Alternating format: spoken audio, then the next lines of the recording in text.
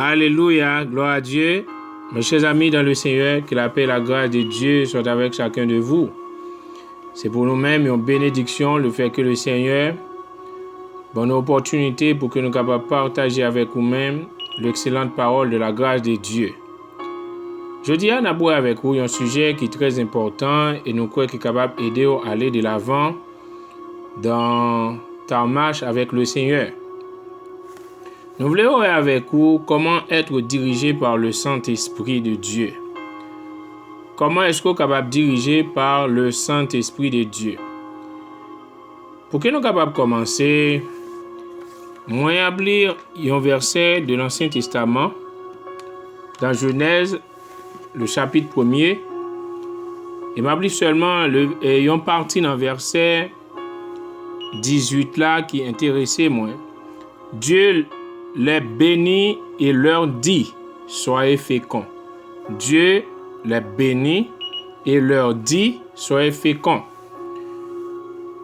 Mes chers amis dans le Seigneur, nous voyons clairement lorsque Dieu a créé Adam dans le jardin d'Éden, Adam avec Ève, Dieu pas traité dans son silence, Dieu t'est adressé avec Adam. Dieu parlait avec Adam et Ève.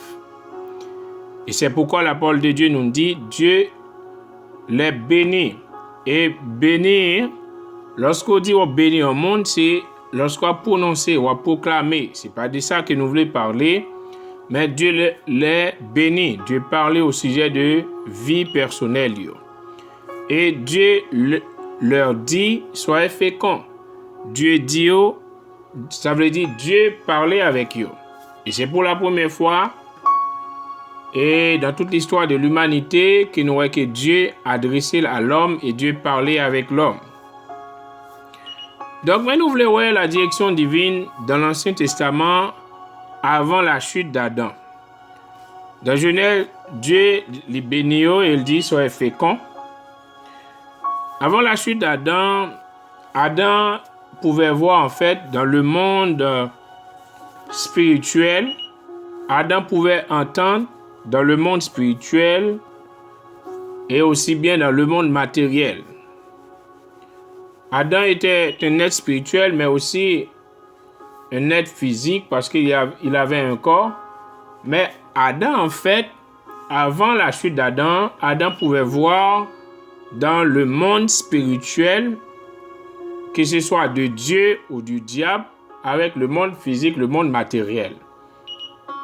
Cela veut dire que Adam pouvait voir Dieu, les anges sans problème. Adam pouvait parler, communiquer avec Dieu sans problème. Et aussi bien Adam était capable de voir le monde spirituel satanique. Adam était capable de voir les démons, le diable, tout ça. Mais le diable n'avait aucune influence sur Adam parce qu'Adam était sans péché. Adam était sans péché et le Dieu de la terre, c'était pas le diable, c'était Adam. Adam a perdu en fait l'autorité de la terre lorsqu'il a chuté, il a remis ça à Satan, le diable. Et dès lors, le diable est devenu en fait le prince de ce monde. Mais bien avant, c'était pas le diable qui était le prince de ce monde, c'était au contraire Adam. Mais dès qu'Adam a chuté, Adam a remis de façon légale son autorité à Satan. Mais ce n'est pas le sujet, ce n'est pas ça que nous voulons voir, mais nous voulons faut comprendre clairement comment être dirigé par le Saint-Esprit. Parce que je dis à un pile chrétien, lorsque nous faisons face avec une situation, nous avons besoin qu'on ait la voix de Dieu, qui ça Dieu dit. Nous prions et nous dormir en fait pour que nous soyons capables, soit un songe, une révélation, soit un sens vulgaire que nous disons, et en fait, pour que Dieu puisse parler, pour qu'on ça pour nous faire. Et très souvent, nous échouons lamentablement, nous ne pas jouer dans rien. Et c'est ça que nous voulons aider à soeur pour être capable de comprendre. Avant la chute d'Adam, Adam avait une capacité pour voir dans le monde spirituel de Dieu et dans le monde spirituel du diable. Adam aussi était en contact avec le monde matériel parce que l'esprit d'Adam met Adam en contact avec le monde spirituel de Dieu, mais aussi son corps te mettait Adam en fait en contact avec le monde physique, le monde matériel. Et c'est pourquoi Dieu a mis Adam dans un jardin. Et avant la chute d'Adam, lorsque Dieu voulait faire passer un message à Adam, ce n'était pas par ni vision, ni songe, ni révélation, mais c'est de façon directe. C'est de façon directe, Dieu est venu lui parler avec Adam parce qu'il n'y avait pas de problème, il n'y avait pas de barrière. Et parce qu'Adam était sans péché, en fait, Dieu parlait avec Adam de façon directe. Lorsque la parole de Dieu dit, Genèse 1er 28, Dieu les bénit et leur dit, ça c'est directement que Dieu adressait avec Adam et Ève. Adam te voit Dieu face à face, entrer dans la présence de Dieu, pendant que Adam était dans le monde matériel, mais Adam aussi a une capacité pour aller entrer dans le monde spirituel de Dieu. Mais avec la chute d'Adam, il y a une catastrophe qui va le passer. En fin de compte, dans la vie d'Adam et dans l'histoire de l'humanité, lorsqu'Adam a chuté, eh bien, en fait, il y avait une sorte de séparation entre Dieu avec Adam. Et lorsque Dieu est venu dans Genèse 3, le verset 7, la voix de Dieu lui parcourait en fait le jardin, l'a dit, l'homme, où es-tu? Mais dès que Adam lui péché, Adam capacité pour que Adam capable dans le monde spirituel, que ce soit de Dieu ou de Satan, Adam en fait a perdu cette capacité. Adam n'a pas de capacité pour qu'il soit capable de continuer dans le monde spirituel. Seulement Adam vient limité par les 5 sens. Par les 5 sens, Adam limité. Comme je dis à nous-mêmes, nous fonctionner avec les 5 sens. Gloire à Dieu, nous sommes nés de nouveau. Le Seigneur a recréé notre esprit. Nous pouvons être en fait en contact avec Dieu au travers de notre esprit.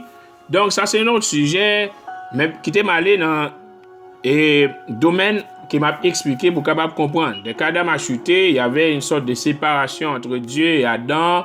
Adam pouvait plus entendre ni voir en fait dans le monde spirituel.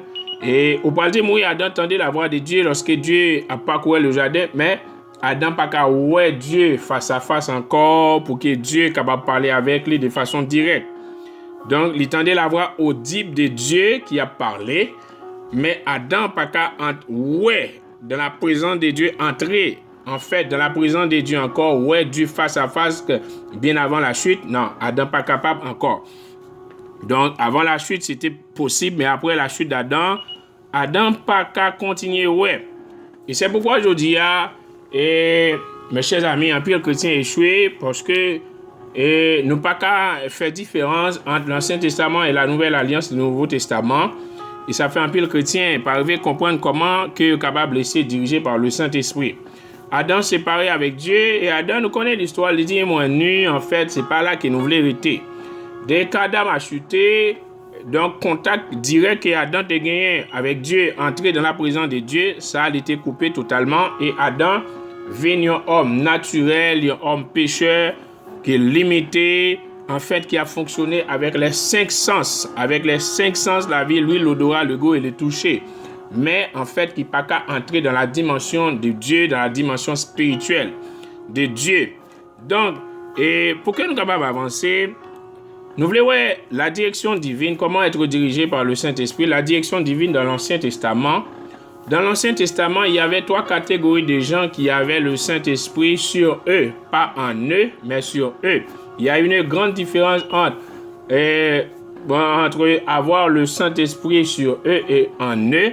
Sur eux, dans l'Ancien Testament, c'était possible parce que il n'y avait aucune personne dans l'Ancien Testament qui pouvait recevoir le Saint-Esprit en eux. Ça veut dire à l'intérieur de l'esprit. Parce qu'il y avait personne dans l'Ancien Testament qui était né de nouveau, que ce soit le grand Abraham, le grand Moïse, le grand Jacob, le grand Isaac. Tous ces grands hommes-là, au capable de faire tout le catalogue, en fin de compte, des grands héros de la foi. Parce qu'il y a une qui était né de nouveau, et c'est pourquoi le Saint-Esprit n'a pas qu'à habiter dans une, parce qu'il n'est pas né de nouveau, mes chers amis. Et c'est pourquoi la parole de Dieu nous dit ça. Il dit clairement, je ne me rappelle pas le passage, il dit que dans tout le monde qui est né de femmes, Jean-Baptiste est le plus grand. Mais le plus petit dans le royaume des cieux est plus grand que Jean-Baptiste, clairement. Oui, Jean-Baptiste est plus grand même qu'Abraham. Parce que Jean-Baptiste, c'était l'homme que Dieu a choisi pour aplanir le sentier, le chemin pour Jésus-Christ, le Messie. C'est Jean-Baptiste qui a introduit le Messie. C'était vraiment un homme formidable, mais De l'autre côté de la croix, Jean-Baptiste est le plus petit dans le royaume est plus grand que Jean-Baptiste, parce que Jean-Baptiste, il n'est pas né de nouveau, mon ami. Mais nous sommes nés de nouveau, nous sommes plus grands qu'Abraham, nous sommes plus grands que Moïse, nous sommes plus grands que Isaac, que ce soit les Abraham, les Noé, les Moïse, les Jean-Baptiste, tous ces hommes-là, lorsqu'ils étaient morts, ils sont allés dans le séjour des morts et attendent le sacrifice de la croix pour être capable de libérer ses captifs pour aller au ciel, dans la maison de Dieu. Ça, c'est un autre sujet. Je ne vais pas entrer là-dedans pour que nous parlions trop profond. Mais nous voulons comprendre que dans l'Ancien Testament, il y avait 3 catégories de gens qui avaient le Saint-Esprit. C'était en fait les prophètes, les sacrificateurs ou bien les prêtres, avec les rois. Les prophètes, les sacrificateurs et les rois. En fin de compte, ces 3 catégories de gens, c'est eux-mêmes qui dégainent le Saint-Esprit. Sur eux, pas en eux. Parce que le Saint-Esprit n'a pas de cas habité dans un homme de l'Ancien Testament. Seulement, chaque fois qu'il a besoin de faire le service de Dieu, le Saint-Esprit vient, il fait le service, il y aller. Donc, c'est pour ça dans l'Ancien Testament, il était possible pour que la direction divine, lorsque le peuple voulait connaître en fait la volonté de Dieu, il était allé sur ça, notion, cette question de consulter un prophète. C'est là qu'il était existé. Même le roi dans l'Ancien Testament, quelques rois, lorsque tu parles dans la guerre, ils étaient obligés à consulter un prophète pour connaître qui ça Dieu dit au travers d'un prophète, parce que c'est même le roi qui dégaine le Saint-Esprit, mais des fois, il consultait un prophète. Il consultait un prophète pour demander qui ça le Seigneur dit. En fin de compte, et le peuple, comment le ministère des prophètes dans l'Ancien Testament est, les prophètes là allé de ville en ville, de lieu en lieu, et ils ont annoncé que tel prophète là dans telle zone, et mon yo qui a besoin de connaître la volonté de Dieu, ils ont venu pour capable entendre ainsi par l'Éternel qui ça Dieu dit à leur sujet. Donc c'était comme ça parce que le peuple dans l'Ancien Testament, ils n'ont pas né de nouveau, ils n'ont pas le Saint-Esprit à l'intérieur de eux-mêmes. Et lorsqu'ils ont besoin de la direction divine, oui, ils ont été obligés de consulter un prophète pour que le prophète leur dit ainsi parle l'Éternel, mais ça le Seigneur dit, mais ça ne l'a pas dit. Ça, c'était le rôle en fait du prophète dans l'Ancien Testament. Mais avec la Nouvelle Alliance, il y a des chrétiens jusqu'à présent qui cherchent la direction divine au travers du ministère des prophètes. Mais c'est archi faux, mon ami. Parce que le rôle des prophètes du Nouveau Testament, c'est pas pour... Nous ne sommes pas censés diriger par les prophètes. Le rôle du prophète dans la Nouvelle Alliance, ce n'est pas pour diriger l'Église comme étant nos directions, comme étant l'idée qu'on fait dans l'Ancien Testament. Non, ce n'est pas comme ça, mon frère. Non.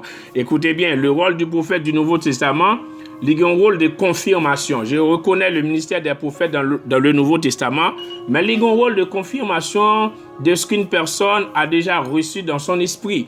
Ça que le prophète dans le Nouveau Testament capable toujours dire le Seigneur dit telle chose ou telle chose, mais c'est des bagages que tu as déjà recevoir de la part de Dieu dans ton esprit et seulement les viennent comme étant une confirmation.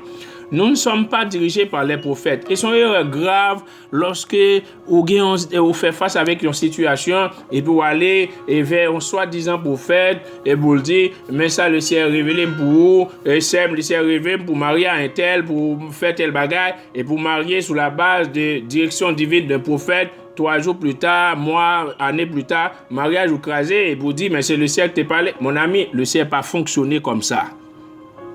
La direction divine dans l'Ancien Testament, c'était vraiment comme ça. Oui, il faut consulter un prophète parce qu'il y avait 3 catégories de gens qui tenaient le Saint-Esprit sur eux, les prophètes, les rois et les sacrificateurs. Donc, mais dans la Nouvelle Alliance, lorsque nous naissons de nouveau, le Saint-Esprit, le Dieu le Père même, a envoyé son Saint-Esprit et dans notre cœur, le Saint-Esprit a recréé notre esprit qui était mort en Adam et finalement, en fait, lorsqu'il finit de recréer l'esprit qui était mort en Adam, nous venons gagner, nous venons devenir une nouvelle création, nous régénérer et le Saint-Esprit il est habité dans notre cœur. Il est habité, lorsqu'on parle de cœur, on parle très souvent de l'esprit humain. Donc, le Saint-Esprit il est habité dans notre cœur. Lorsque nous naissons de nouveau, nous recevons l'esprit de Christ. Et l'esprit de Christ, il est habité dans notre cœur. Et c'est pourquoi Romains et 8, verset 16, il dit donc que donc l'Esprit lui-même rend témoignage à notre esprit que nous sommes enfants de Dieu. L'Esprit rend témoignage dans notre esprit.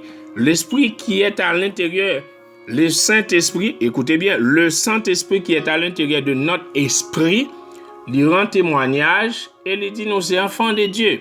Écoutez bien, la direction divine dans le Nouveau Testament, pas même genre avec la direction divine dans l'Ancien Testament. Dans l'Ancien Testament, m'a répété, seuls les prophètes, les rois, les sacrificateurs, te gagnent le Saint-Esprit sur eux. Et c'est peut-être ça, la direction divine te dépend de ces 3 catégories de personnes et surtout le prophète. Mais dans la Nouvelle Alliance, c'est pas comme ça. Dieu n'a pas établi des prophètes dans l'Église pour diriger l'Église. L'aime dit diriger, ça veut dire donner de la direction divine à l'Église. Dire, ah voilà, mais ça, le Seigneur dit, vous faites ci. Non, c'est pas comme ça. Parce que chaque chrétien régénéré, né de nouveau, le Saint-Esprit habité à l'intérieur de notre esprit. Alors, direction divine que nous devons recevoir, c'est pas de façon extérieure, mais c'est de façon, en fait, intérieure. C'est le Saint-Esprit à l'intérieur de nous. C'est lui-même qui a dirigé nous. Il y a au moins 4 façons que Dieu, je ne vais pas toutes, parce que nous ne pas trop long. Il y a au moins 4 façons que Dieu dirige nous dans la nouvelle alliance, dans nos directions divines. Première manière là, que Dieu dirige nous dans la nouvelle alliance, dans le Nouveau Testament, première façon que Dieu utilisait pour capable parler avec nous, c'est par le témoignage intérieur que nous sautons là dans Romains 8, verset 16, qui dit « L'Esprit lui-même rend témoignage à notre esprit que nous sommes enfants de Dieu. » Le témoignage intérieur qui s'allie, c'est dans notre esprit, nous gagnons qui est l'intuition. Intuition, c'est quelque chose intérieur, à l'intérieur de nous-mêmes, quelque chose en fait qui nous provient et nous dit si nous sommes dans la bonne direction. C'est comme si il y a un feu rouge ou il y a un feu vert qui dit, ou il y a un signal qui dit non, vas-y ou non, ne va pas. Donc c'est ça. Donc c'est pas une voix, mais en fin de compte, mais c'est un témoignage intérieur. C'est une intuition à l'intérieur de nous-mêmes ou senti. C'est comme si le gombagay qui dit non, pas aller dans la direction, ça pas faire telle direction, ça fait. Moi, dit, quel que soit bagaille qui arrive en chrétien, puis il dit, Dieu pas t'avertir, Dieu avertit.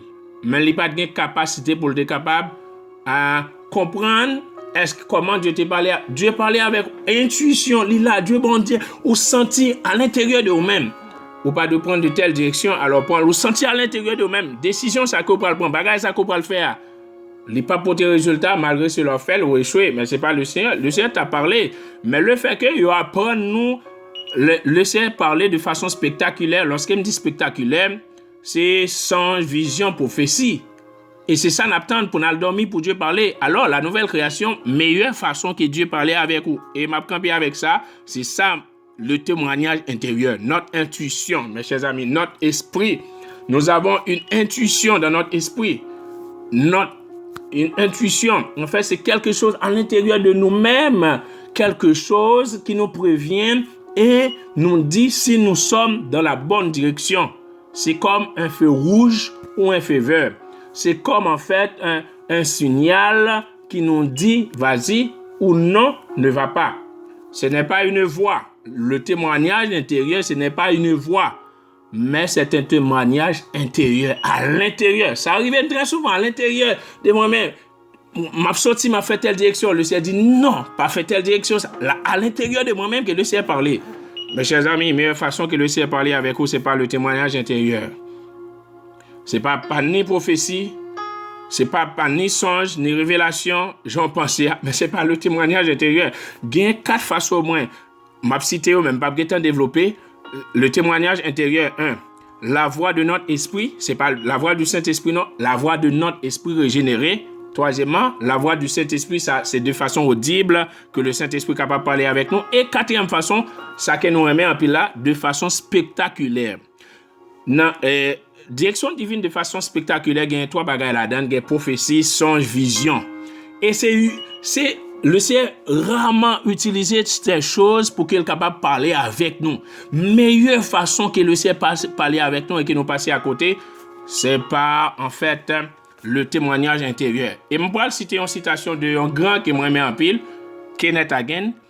Le témoignage intérieur est aussi surnaturel. Le témoignage intérieur est aussi son bagage surnaturel que les visions. N'attend les visions spectaculaires. Ça fait un pile chrétien passer à côté. Les n'attend que le Seigneur venu de façon spectaculaire. Bon, Élie attend un spectaculaire. Pendant Élie caché dans tout, elle attend un spectaculaire. Non, l'entend des grands brouillards. L'Éternel baladane. Alors lorsqu'il entend vent doux et léger, alors il commence à boucher visage li.